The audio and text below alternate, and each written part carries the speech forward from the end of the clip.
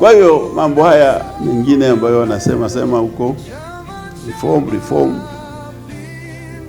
kwanza hakuna sheria moja ambayo unaweza ukatunga watu wote wakaikubali siku moja, hamna. Ndio maana sheria zote zikitungwa zinafanyia amendment, ndio kwa sababu sheria unaitest baada ya kuitunga, alafu ndio unaona loophole, alafu unafanya amendment.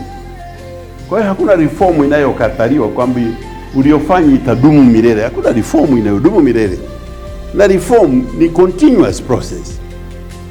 Sasa kusema muahirishe uchaguzi mpaka mreform, halo, hiyo kwa kweli ni hoja ambayo haina uzito, ni mfu.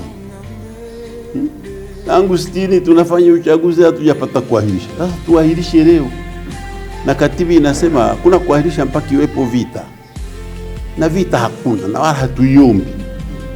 Lakini vita inaweza kuwa iko ndani ya kichwa cha mtu, inapigana na yeye anafikiri labda ipo. Hakuna vita hapo. Kwa hiyo tunaendelea na uchaguzi, utaendelea.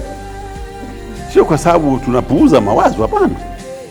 Tunakubali kwamba tutaendelea kuzungumza mambo ambayo yanaendelea, tutaendelea kuzungumza. Na tunashukuru sana nchi iko imetulia. Juzi tumemaliza Pasaka, majuzi tulimaliza Idi, na viongozi wetu wa kiroho wametuongoza, wametupa ushauri mzuri sana.